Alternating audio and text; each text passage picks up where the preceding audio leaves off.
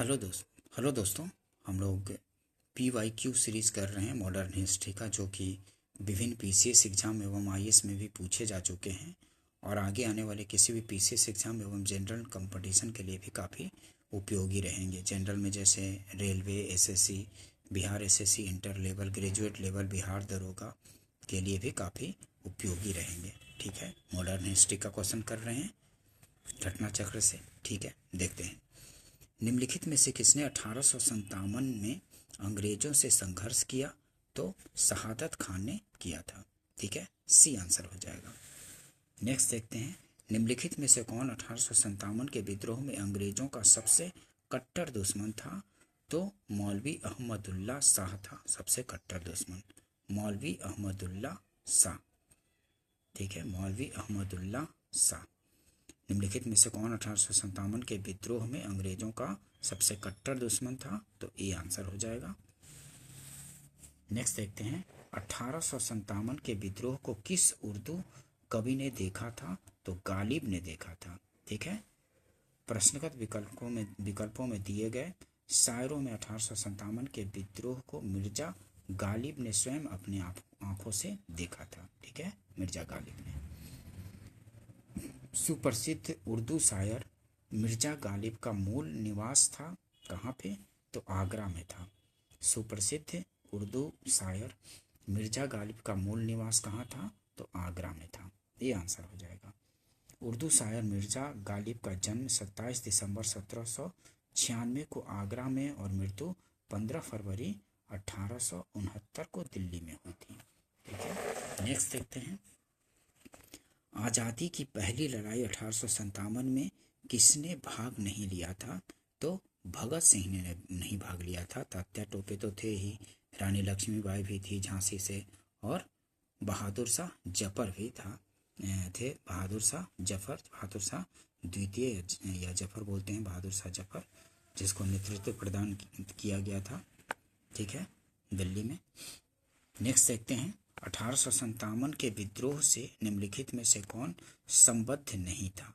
तो ऊधम सिंह नहीं थे, हजरत महल थी। ठीक है, और कुंवर सिंह भी थे, मौलवी अहमदुल्ला भी थे, लेकिन ऊधम सिंह नहीं थे। ठीक है, ऊधम सिंह 1857 के विद्रोह से संबंध नहीं है। ये पंजाब के क्रांतिकारी थे। जलियांवाला बाग हत्याकांड का बदला लेने के लिए इन्होंने तत्कालीन पंजाब के गवर्नर माइकल ओ डायर की लंदन में मार्च 1940 में हत्या कर दी थी, जिसके लिए इन्हें गिरफ्तार करके मृत्युदंड दे दिया गया। बेगम हजरत महल ने लखनऊ में, ठीक है, ये भी ध्यान रखिएगा कौन कहाँ से हैं। तो बेगम हजरत महल ने लखनऊ में, कुंवर सिंह ने बिहार में, और मौलवी अहमदुल्ला ने फैजाबाद में 1857 के विद्रोह का नेतृत्व किया था। ध्यान रखेंगे। 1857 के स्वतंत्रता संग्राम में किस राजवंश ने अंग्रेजों की सर्वाधिक सहायता की थी? तो किसने सर्वाधिक सहायता की थी अंग्रेजों को?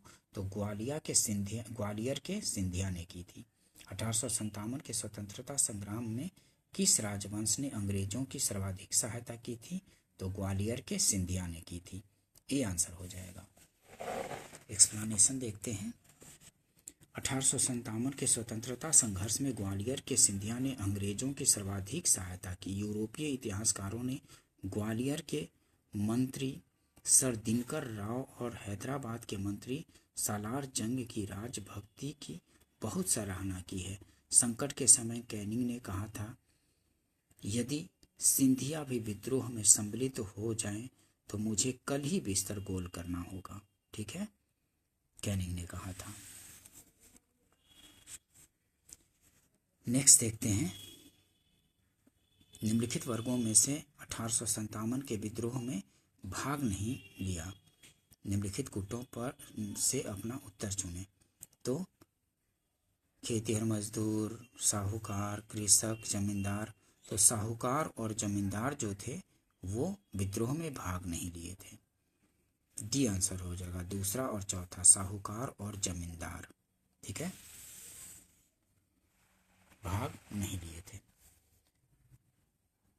भारत में शिक्षित मध्य वर्ग ने भारत में शिक्षित मध्य वर्ग ने क्या किया था, तो 1857 के विद्रोह से तटस्थता बनाए रखी थी। भारत में शिक्षित मध्य वर्ग ने 1857 के विद्रोह से तटस्थता बनाए रखी थी। ठीक है, सी आंसर हो जाएगा, ध्यान रखेंगे। निम्न में से कौन सा एक क्षेत्र 1857 के विद्रोह से प्रभावित नहीं था, तो झांसी था, जगदीशपुर था, लखनऊ था, लेकिन चित्तौड़ नहीं था। मतलब चित्तौड़ 1857 के विद्रोह से प्रभावित नहीं था। ठीक है, बी आंसर हो जाएगा। 1857 के विद्रोह से बिहार का कौन सा भाग अप्रभावित रहा, तो बिहार का अप्रभावित भाग कौन था, मुंगेर था। मुंगेर अप्रभावित रहा था। ठीक है, दानापुर तो प्रभावित था, पटना भी, आरा, मुजफ्फरपुर ये सब था, लेकिन बी आंसर हो जाएगा, मुंगेर अप्रभावित था। 1857 के विद्रोह के दौरान बिहार में आरा, दानापुर, गया, पटना, मुजफ्फरपुर, शाहाबाद विद्रोह के प्रमुख केंद्र थे, जबकि मुंगेर का क्षेत्र इस विद्रोह से अप्रभावित था। ठीक है, मुंगेर का क्षेत्र अप्रभावित था, ध्यान रखेंगे। नेक्स्ट देखते हैं 1857 के विप्लव के नायक और सूची 2। सूची 1 को सूची 2 से मतलब कि नेता और कहाँ से सम्मिलित थे वो देखना है। तो बख्त खान कहाँ से थे, कहाँ से नेतृत्व कर रहे थे, तो बख्त खान दिल्ली से। ठीक है, बख्त खान दिल्ली से। मौलवी अहमदुल्ला कहाँ, मौलवी अहमदुल्ला अवध में। ठीक है, मौलवी अहमदुल्ला अवध में। कुंवर सिंह कहाँ, तो कुंवर सिंह बिहार में आरा से। ठीक है, और नाना साहब कहाँ, तो नाना साहब डी का दूसरा कानपुर से।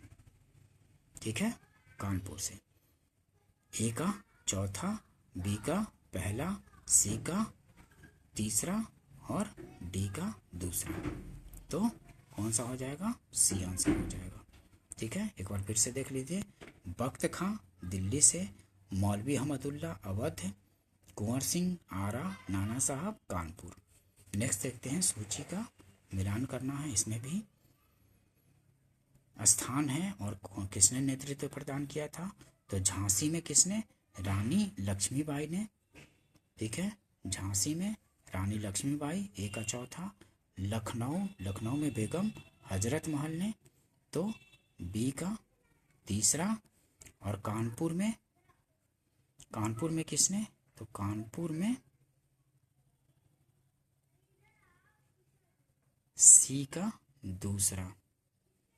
कानपुर में अजीमुल्ला खान ने और फैजाबाद में मौलवी अहमद शाह ने। डी का पहला, फैजाबाद में मौलवी अहमद शाह ने, ध्यान रखेंगे। ठीक है, झांसी में रानी लक्ष्मीबाई, लखनऊ में बेगम हजरत महल, कानपुर में अजीमुल्ला खां, फैजाबाद में मौलवी अहमद शाह। ये आंसर हो जाएगा, ध्यान रखेंगे। 1857 के विद्रोह में झांसी में रानी लक्ष्मीबाई, लखनऊ में बेगम हजरत महल, कानपुर एवं फतेहपुर में अजीमुल्ला खां और फैजाबाद में मौलवी अहमदुल्ला शाह ने नेतृत्व किया था। ठीक है, 1857 के विद्रोह के समय भारत का गवर्नर जनरल कौन था, तो कौन था 1857 में, लॉर्ड कैनिंग। ठीक है, 1857 के विद्रोह के समय भारत का गवर्नर जनरल कौन था, तो लॉर्ड कैनिंग था। सी आंसर हो जाएगा, ध्यान रखेंगे। 1857 में भारत का गवर्नर जनरल कौन था, तो लॉर्ड कैनिंग था। सी आंसर हो जाएगा। सिपाही विद्रोह के समय भारत का गवर्नर जनरल कौन था, तो लॉर्ड कैनिंग था। ए आंसर हो जाएगा, ध्यान रखेंगे। काफ़ी रिपीट होते हैं क्वेश्चन, तो ठीक से करेंगे। ठीक है, नेक्स्ट देखते हैं 1857 के विद्रोह के समय बैरकपुर में कौन ब्रिटिश कमांडर ऑफिसर था, तो हैरसे। ठीक है, 1857 विद्रोह के समय बैरकपुर में कौन ब्रिटिश कमांडिंग ऑफिसर था, तो हैरसे था। 57 विद्रोह के समय बैरकपुर में lieutenant general sir John Bennett Harris commanding officer थे। ठीक है, जॉन बेनेट हैरिस। 1857 में किसने इलाहाबाद को आपातकालीन मुख्यालय बनाया था? तो लॉर्ड कैनिंग ने। 1857 में किसने इलाहाबाद को आपातकालीन मुख्यालय बनाया था? तो लॉर्ड कैनिंग ने बनाया था। ये आंसर हो जाएगा। नेक्स्ट देखते हैं, 1857 के विद्रोह के समय ब्रिटिश प्रधानमंत्री कौन था? तो पामस्टन था। बी आंसर हो जाएगा। काफ़ी बार पूछे जाते हैं, रिपीट होते रहते हैं, ध्यान रखेंगे। 1857 के विद्रोह के समय ब्रिटिश प्रधानमंत्री कौन था? तो पामस्टन था। ठीक है दोस्तों, ध्यान रखेंगे। 1857 के समय प्रधानमंत्री पूछा जाता है हमेशा, तो पामस्टन थे। 1857 का विद्रोह मुख्यतः किस कारण से असफल रहा था? तो किस कारण से? किसी सामान्य योजना और केंद्रीय संगठन की कमी थी। 1857 में जो विद्रोह हुआ था किस कारण से असफल रहा? तो किसी सामान्य योजना और केंद्रीय संगठन की कमी रही थी, इस वजह से असफल रहा था। बी आंसर हो जाएगा। ध्यान रखेंगे दोस्तों। ठीक है, ध्यान से करेंगे क्योंकि काफ़ी क्वेश्चन रिपीट होते रहते हैं। 1857 का प्रथम स्वतंत्रता संग्राम असफल हुआ क्योंकि भारतीय सिपाहियों में उद्देश्य की एकता की कमी थी। ठीक है, उद्देश्य की एकता की कमी थी, ये भी सही है। प्रायः भारतीय राजाओं ने ब्रिटिश सरकार का साथ दिया था, ब्रिटिश का साथ भी दिया था राजाओं ने। ठीक है, ये भी सही है। ब्रिटिश सिपाही कहीं अच्छे सज्जित तथा संगठित थे। ठीक है, सिपाही वहाँ के जो थे ज़्यादा सज्जित और संगठित थे, लेकिन भारतीय जो थे विद्रोही वो सुसज्जित ढंग से नहीं थे। तो ये तीनों सही है, तो उपयुक्त में से सभी सही हो जाएगा, तो डी आंसर होगा। ठीक है, ध्यान रखेंगे। नेक्स्ट देखते हैं, अंग्रेज राजदूत राज्यों में 1857 के विद्रोह को दबाने में सफल रहे क्योंकि स्थानीय शासकों ने क्रांतिकारियों का साथ नहीं दिया था। ठीक है, स्थानीय शासकों ने क्रांतिकारियों का साथ नहीं दिया था। अंग्रेज राजपूत राज्यों में 1857 के विद्रोह को दबाने में सफल रहे क्योंकि स्थानीय शासकों ने क्रांतिकारियों का साथ नहीं दिया था, इस वजह से अंग्रेजों ने यहाँ विद्रोह को दबा दिया था। ये आंसर है। नेक्स्ट देखते हैं, निम्नलिखित में से किन ब्रिटिश अधिकारियों ने लखनऊ में अपना जीवन खोया? तो लखनऊ में अपना जीवन किसने खोया था? तो जनरल नील ने भी खोया, मेजर जनरल हैवलॉक ने भी, और सर हेनरी लॉरेंस ने भी खोया था, लेकिन जनरल जॉन निकल्सन ने नहीं खोया था। जॉन निकल्सन ने नहीं खोया था, नील ने खोया था, जनरल हैवलॉक ने खोया था और हेनरी लॉरेंस ने खोया था। तो सी आंसर हो जाएगा। इन्होंने लखनऊ में दूसरा, चौथा और तीसरा इसने खोया था। ध्यान रखें। नेक्स्ट क्वेश्चन देखते हैं, 1857 में प्रथम स्वतंत्रता संग्राम ब्रिटिश सरकार से स्वतंत्रता प्राप्त करने में असफल रहा। बहादुर शाह जफर के नेतृत्व को जन सहयोग नहीं मिला और अधिकांश महत्वपूर्ण रियासतों के शासक उनका साथ देने में कतरा गए। ये भी सही है, ये भी सही है और ये भी सही है। ठीक है, और स्पष्टीकरण भी करता है क्योंकि जितना सहयोग मिलना चाहिए था उतना राजाओं द्वारा, रियासतों द्वारा सहयोग नहीं मिला था। ठीक है, इन्होंने ब्रिटिश का भी साथ दिया था, इस वजह से 1857 में प्रथम स्वतंत्रता संग्राम ब्रिटिश सरकार से स्वतंत्रता प्राप्त करने में असफल रहा।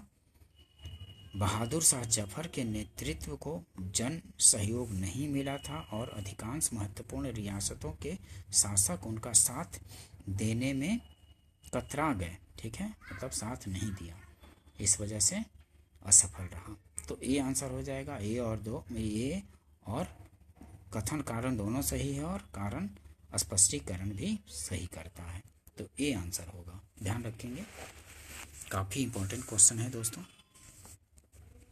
नेक्स्ट देखते हैं, निम्नलिखित में से किसने 1857 के विद्रोह को एक षड्यंत्र की संज्ञा दी है? तो सर जेम्स आउट्रम और डब्ल्यू टेलर जो थे वो 1857 के विद्रोह को षड्यंत्र की संज्ञा दी थी। किसने?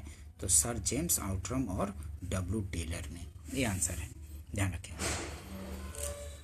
आधुनिक इतिहासकार जिसने 1857 के विद्रोह को स्वतंत्रता की पहली लड़ाई कहा था तो बीडी सावरकर थे। ठीक है, आधुनिक इतिहासकार जिसने 1857 के विद्रोह को स्वतंत्रता की पहली लड़ाई कहा था कौन थे? तो बीडी सावरकर थे।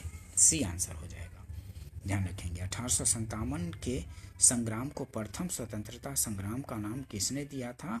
तो बीडी सावरकर थे। सी आंसर हो जाएगा। ठीक है, बीडी सावरकर प्रथम स्वतंत्रता संग्राम 1857 के विद्रोह को कहा था इन्होंने। ठीक है, भारतीय स्वाधीनता आंदोलन का सरकारी इतिहासकार था तो कौन थे सरकारी इतिहासकार? भारतीय स्वाधीनता आंदोलन के सरकारी इतिहासकार तो एसएन सेन थे। एसएन सेन, ठीक है, एसएन सेन भारतीय स्वाधीनता आंदोलन के सरकारी इतिहासकार थे, एसएन सेन। डी आंसर हो जाएगा। भारतीय भाषा में 1857 के विप्लव के कारणों पर लिखने वाला प्रथम भारतीय कौन था? तो सर सैयद अहमद खां थे। भारतीय भाषा में 1857 के विप्लव के कारणों पर लिखने वाला प्रथम भारतीय कौन था? तो सर सैयद अहमद खान थे। सर सैयद अहमद खां द्वारा लिखित पुस्तक असबाब ए बगावत हिंद वर्ष 1859 में प्रकाशित हुई थी, जिसमें 1857 के विद्रोह के कारणों की चर्चा की गई थी। ठीक है दोस्तों, ध्यान रखेंगे। नेक्स्ट देखते हैं, तथाकथित प्रथम राष्ट्रीय स्वतंत्रता संग्राम न प्रथम न राष्ट्रीय और न ही स्वतंत्रता संग्राम था। यह कथन ये संबद्ध है, किससे संबद्ध है? तो आरसी मजूमदार से संबद्ध है। इन्होंने कहा था, आरसी मजूमदार ने, कि तथाकथित प्रथम राष्ट्रीय स्वतंत्रता संग्राम न प्रथम न राष्ट्रीय और न ही स्वतंत्रता संग्राम था। ठीक है, ये पूछे जाते हैं बार बार। ये आंसर होगा, ध्यान रखेंगे। 1857 की क्रांति के बारे में निम्नलिखित में से कौन सी एक अवधारणा सही है? तो कौन सी अवधारणा सही है? तो इसने भारत में ईस्ट इंडिया कंपनी की शासन प्रणाली को मृतप्राय बना दिया। ठीक है, इसने भारत में ईस्ट इंडिया कंपनी की शासन को मृतप्राय बना दिया, ईस्ट इंडिया कंपनी की शासन प्रणाली को, क्योंकि यहीं से फिर सत्ता ब्रिटिश क्राउन को सौंप दी गई थी। मतलब सत्ता ब्रिटिश क्राउन ने अपने हाथों में ले लिया था। इसीलिए बोला जा रहा है कि जो 1857 का जो क्रांति था, इसने भारत में ईस्ट इंडिया कंपनी की शासन प्रणाली को मृतप्राय बना दिया। सी आंसर होगा। 1857 की क्रांति के परिणाम स्वरूप भारतीय शासन की बागडोर कंपनी के हाथों से निकलकर ब्रिटिश क्राउन के हाथ में चली गई तथा इसकी शासन प्रणाली में भी आमूलचूल परिवर्तन किया गया। अतः 1857 की क्रांति के संदर्भ में प्रश्नगत सी की अवधारणा ही सही है। ठीक है, ध्यान रखेंगे। महारानी विक्टोरिया ने भारतीय प्रशासन को ब्रिटिश ताज के नियंत्रण में लेने की घोषणा कब की थी? तो 1 नवंबर 1858 को की थी। ए आंसर हो जाएगा, 1 नवंबर 1858 को की थी। ठीक है, ए आंसर होगा। नेक्स्ट देखते हैं, सम्राज्ञी विक्टोरिया ने 1858 की घोषणा में भारतीयों को बहुत सी चीज़ें दिए जाने का आश्वासन दिया था। निम्न आश्वासनों में से कौन सा ब्रिटिश शासन ने पूरा किया था? तो रियासतों को हड़पने की नीति समाप्त कर दी जाएगी। ठीक है, यही पूरा किया था। रियासतों की हड़पने की नीति समाप्त कर दी जाएगी। सम्राज्ञी विक्टोरिया ने 1858 की घोषणा में भारतीयों को बहुत सी चीज़ें दिए जाने का आश्वासन दिया था। निम्न आश्वासनों में से कौन सा ब्रिटिश शासन ने पूरा किया था? तो रियासतों को हड़पने की नीति समाप्त कर दी जाएगी, ये पूरा किया था। ठीक है, ये आंसर हो जाएगा। नेक्स्ट देखते हैं, महारानी विक्टोरिया की उद्घोषणा 1858 का उद्देश्य क्या था? तो क्या उद्देश्य था? सही विकल्प को चुनना है। भारतीय राज्यों को ब्रिटिश साम्राज्य में मिलाने के किसी भी विचार का परित्याग करना। 1858 की उद्घोषणा में ये मतलब विचार किया गया था कि किसी भी अब राज्यों को हड़पा नहीं जाएगा। भारतीय राज्यों को ब्रिटिश साम्राज्य में मिलाने के किसी भी विचार का परित्याग करना, मतलब परित्याग कर दिया गया। ठीक है, किसी को अपने साम्राज्य में मिलाने का, भारतीय प्रशासन को ब्रिटिश क्राउन के अंतर्गत रखना। ठीक है, कंपनी से छीन करके अपने मतलब ब्रिटिश क्राउन के हाथ में ले लिया गया था शासन। भारत के साथ ईस्ट इंडिया कंपनी के व्यापार का नियंत्रण करना, ये गलत है। ठीक है, ईस्ट इंडिया कंपनी से तो अधिकार छीन लिया गया था। ठीक है, तो 1 और 2 सही है, तो ये आंसर हो जाएगा। नेक्स्ट देखते हैं, निम्नलिखित में से कौन सा आयोग 1857 के विद्रोह के दमन के बाद भारतीय फौज के 9 संगठन से संबंधित है? तो पील आयोग। ठीक है, 1857 के विद्रोह के दमन के बाद ब्रिटिशर्स द्वारा बनाया गया था। ठीक है, सेना का गठन के लिए, फौज के गठन के लिए।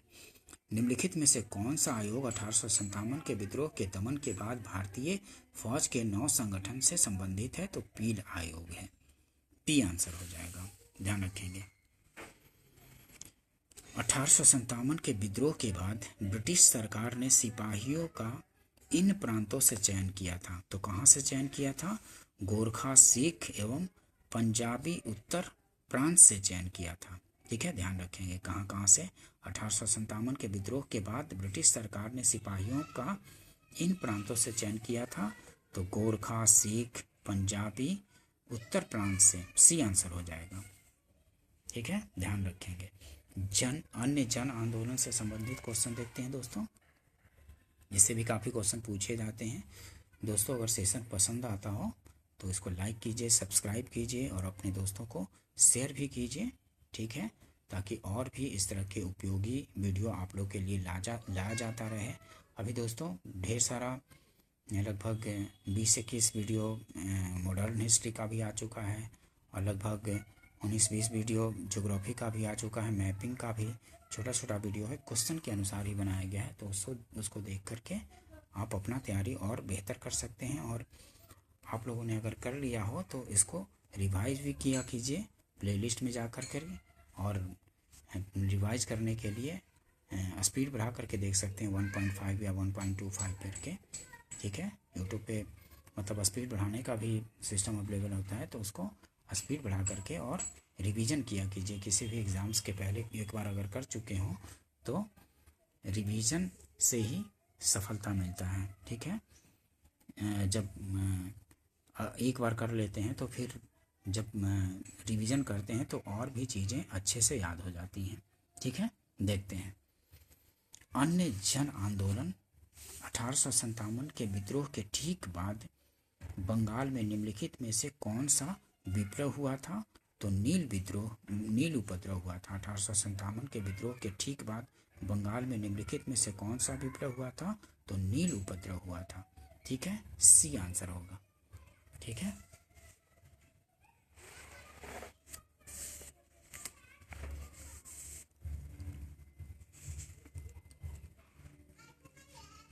(1859-60) में हुआ था बंगाल में नील विद्रोह, 1859-60 में।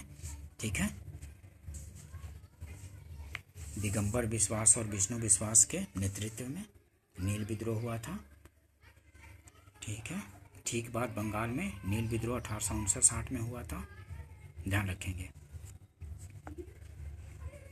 नेक्स्ट देखते हैं, नील कृषकों की दुर्दशा पर लिखी गई पुस्तक नील दर्पण के लेखक कौन थे? तो दीनबंधु मित्र थे। नील दर्पण के लेखक। नील कृषकों की दुर्दशा पर लिखी गई पुस्तक नील दर्पण के लेखक कौन थे? तो दीनबंधु मित्र थे। काफ़ी बार पूछा जाता है, काफ़ी रिपीट होता रहता है। नील दर्पण नाटक का लेखक कौन था? तो दीनबंधु मित्र थे। ठीक है, नील दर्पण नाटक के लेखक दीनबंधु मित्र, सी आंसर हो जाएगा। वंदे मातरम गीत किसने लिखा था? तो वंदे मातरम गीत किसने लिखा था? तो बंकिम चंद्र चटर्जी ने वंदे मातरम गीत लिखा था। डी आंसर हो जाएगा। ये बंकिम चंद्र चटर्जी ने वंदे मातरम गीत बंकिम चंद्र चटर्जी की प्रसिद्ध कृति आनंद मठ से लिया गया है। इस उपन्यास का कथानक सन्यासी विद्रोह पर आधारित है। 1896 में कांग्रेस के कलकत्ता अधिवेशन में इसे पहली बार गाया गया था, वंदे मातरम को। ठीक है, 1896 के कांग्रेस के कलकत्ता अधिवेशन में वंदे मातरम को गाया गया था। ये भी पूछा जाता है। आनंद मठ उपन्यास की कथा वस्तु आधारित है किस पर? तो सन्यासी विद्रोह पर आधारित है। आनंद मठ उपन्यास की कथा वस्तु सन्यासी विद्रोह पर आधारित है। बी आंसर हो जाएगा। नेक्स्ट देखते हैं, निम्नलिखित विद्रोहों में से किसको बंकिम चंद्र चटर्जी ने अपने उपन्यास आनंद मठ में उल्लेख करके प्रसिद्ध किया था? तो सन्यासी विद्रोह को प्रसिद्ध किया था। ठीक है, डी आंसर हो जाएगा। बंकिम चंद्र चटर्जी के प्रसिद्ध उपन्यास आनंद मठ का कथानक आधारित है, तो किस पर आधारित है? सन्यासी विद्रोह पर आधारित है। डी आंसर हो जाएगा। बंकिम चंद्र चटर्जी के प्रसिद्ध उपन्यास आनंद मठ का कथानक आधारित है किस पर? तो सन्यासी विद्रोह पर आधारित है। डी आंसर होगा। नेक्स्ट देखते हैं, मुंगेर के बढ़िया ताल विद्रोह का उद्देश्य क्या था? तो मुंगेर के बढ़िया ताल विद्रोह का उद्देश्य था बकास्त भूमि की वापसी की मांग की गई थी। बकास्त भूमि की वापसी की मांग, ए आंसर हो जाएगा। मुंगेर के बढ़िया ताल विद्रोह का उद्देश्य बकास्त भूमि की वापसी की मांग थी। ठीक है, ध्यान रखेंगे। नेक्स्ट देखते हैं, 19वीं शताब्दी के दौरान होने वाले बहावी आंदोलन का मुख्य केंद्र कहाँ था? तो बहावी आंदोलन का मुख्य केंद्र था पटना।